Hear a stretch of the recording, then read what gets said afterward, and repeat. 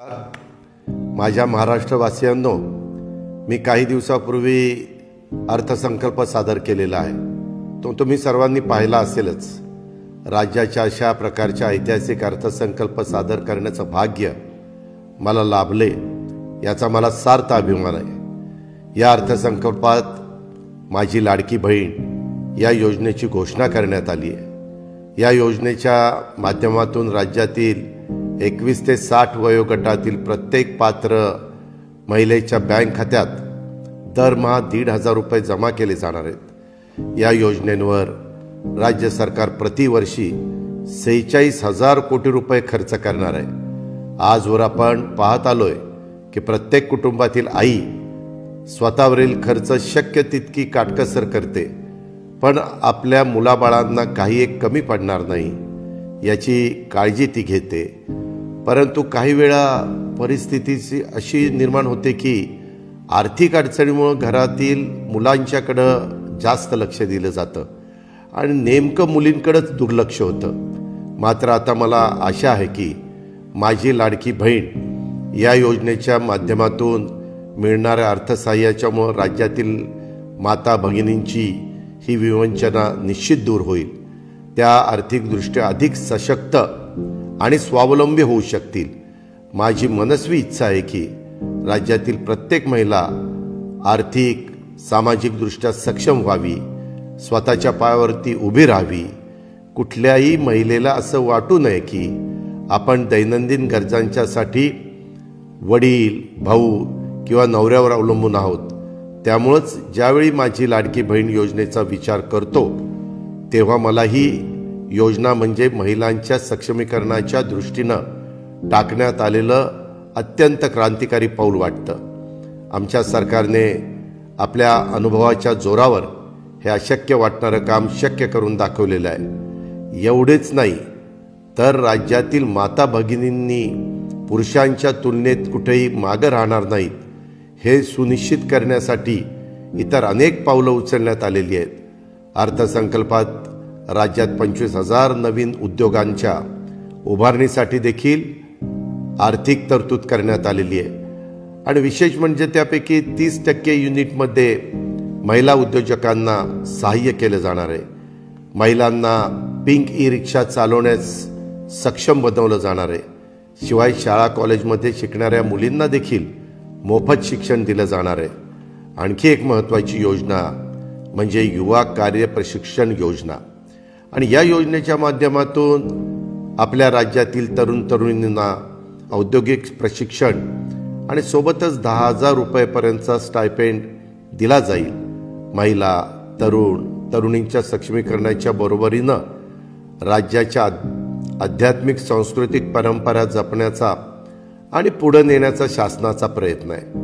त्यासाठी आपल्या वारकरी बांधवांच्यासाठी मुख्यमंत्री वारकरी संप्रदाय महामंडळ स्थापन करण्यात येणार आहे. पंढरपूर वारीला जागतिक नामांकन मिळावं यासाठी देखील युनेस्कोकडे प्रस्ताव पाठवणे, वारीतल्या मुख्य पालख्यातील दिंड्यांना प्रतिदिंडी 20,000 रुपये देणं असे अनेक महत्त्वाचे निर्णय आम्ही घेतलेले आहेत. राज्यातल्या वारकरी बांधवांच्या पाठीशी भक्कमपणे उभं राहणं आणि वारकरी संप्रदायाची परंपरा पुढच्या पिढीपर्यंत समर्थपणे नेणं यासाठी मी आणि आमचं राज्य शासन बांधील आहे.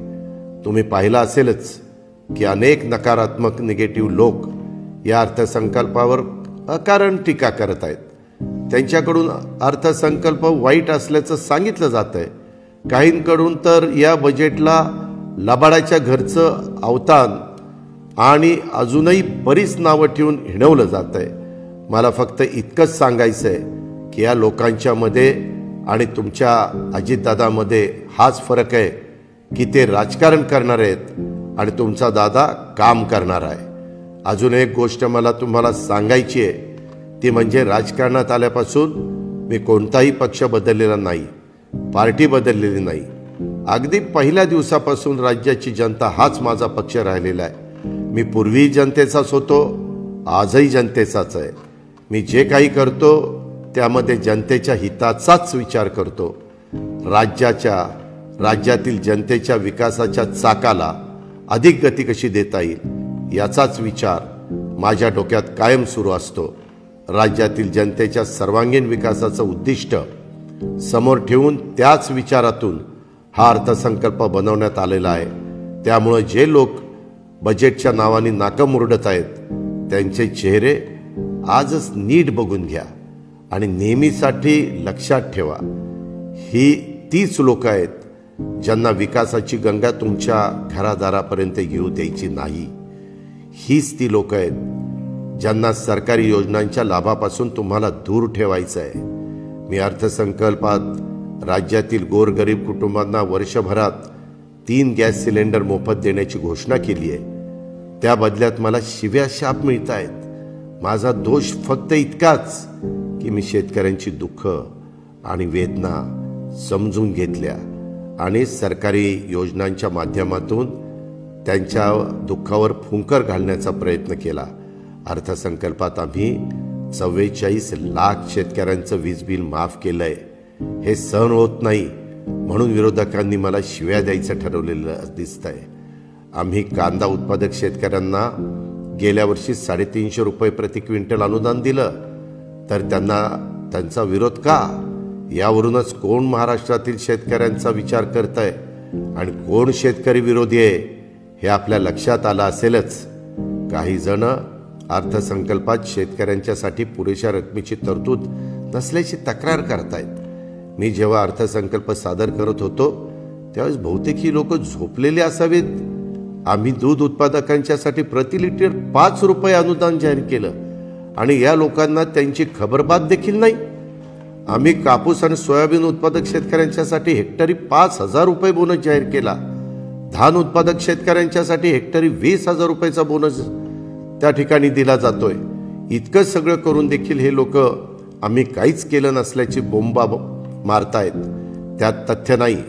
अर्थसंकल्प ग्रामीण भागावर विशेष लक्ष देणारा आहे, पण माझ्या विरोधकांना त्यांचं काय राज्याच्या विकासाशी यांचं काही देणं घेणं नाहीये.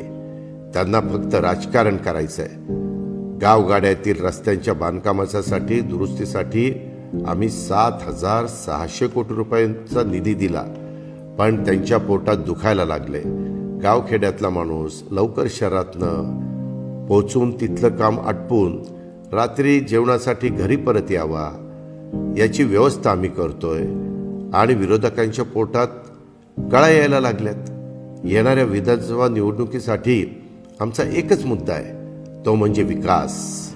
विरोधकांच्याकडून तुम्हाला वेगवेगळ्या पद्धतीनं फूस लावण्याचा प्रयत्न केला जाईल, पण तुम्ही मात्र अशा प्रकारच्या घाणेरड्या राजकारणाला अडकू नका.